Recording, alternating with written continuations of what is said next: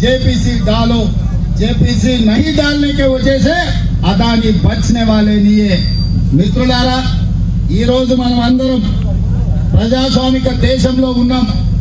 ప్రతి సమస్య మీద ప్రభుత్వం దృష్టికి తీసుకెళ్లడానికి లేదా ప్రభుత్వం మనం తీసుకెళ్లే సమస్యల్ని పరిష్కరించకపోతే నిరసన వెలుపడమో, రాస్తా రోకో చేయడమో, ధర్నా చేయడమో, లేకపోతే చట్టసభల్ని స్తంభింపజేయడమో చేస్తాం। ఈ రోజు భారతదేశ అత్యున్నత లోక్సభ రాజ్యసభలో గత కొన్ని రోజులుగా మన ప్రభుత్వం స్పష్టంగా ఒక పక్కన మల్లికార్జున్ ఖర్గే గారి నేతృత్వంలో, రెండవ పక్కన రాహుల్ గాంధీ గారి నేతృత్వంలో నిరసన తెలపడం జరిగింది। పార్లమెంట్ లో వరుసగా ధర్నాలు చేయడం జరిగింది। అయినా ప్రధానమంత్రి దిగొస్తలేడు। ప్రధానమంత్రి గారు ఎవరేమనుకున్నా సరే, ఈ దేశం ఎక్కడ పోయినా సరే ఈ దేశాన్ని అదానీ మొత్తం అదానికి వ్యతిరేకంగా జేపీసీ ఎయ్యను అని చెప్పి ఈ రోజు ప్రధానమంత్రి కాబట్టి విధిలేని పరిస్థితుల్లో తెలంగాణ రాష్ట్ర ముఖ్యమంత్రిగా ఈ రోజు శాసనసభ సమావేశాల నుంచి సరాసరి ఈ ధర్నాలో, ఈ పాదయాత్రలో, రాజ్ భవన్ ముట్టడి కార్యక్రమంలో పాల్గొనాల్సిన పరిస్థితి వచ్చింది।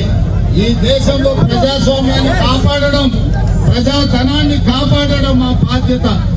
ముఖ్యమంత్రి గారు ఏ హోదాలో ఉన్నా ప్రజాధనాన్ని కాపాడవలసి వస్తే రోడ్డు ఎక్కుతాం, చట్టసభల్లో నిరసన చెప్తాం।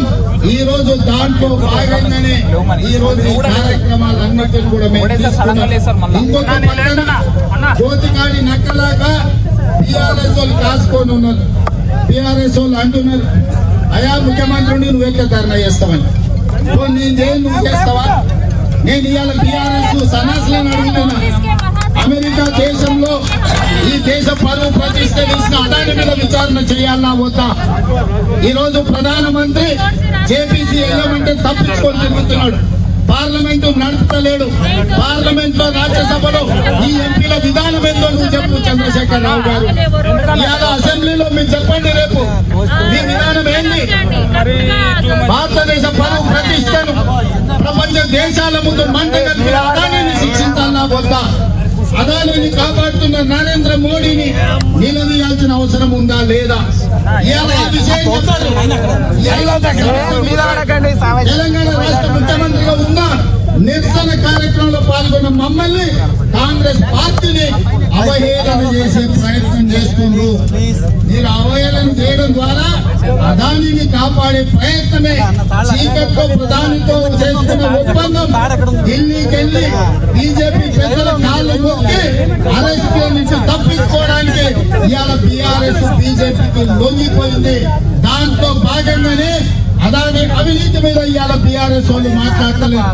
అందుకే ఇవాళ ఈ వేదిక మీద నుంచి చంద్రశేఖర్ రావు గారిని, హరీష్ రావు గారిని, తారక రామారావు గారిని, కల్వకుంట్ల కవితను నేను అడుగుతున్నా, మీది ఎవరి వైపు?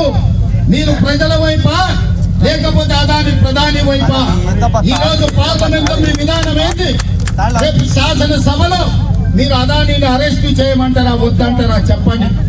అని చెప్పరు, ఎందుకంటే అదానికి వ్యతిరేకంగా మాట్లాడితే నరేంద్ర మోడీ ప్రధాని వీళ్ళని జైల్లో వెళ్తాడని భయంతో ఈ రోజు బీఆర్ఎస్ వాళ్ళు లొంగిపోయినరు। అందుకే మీకు నైతిక హక్కు లేదు।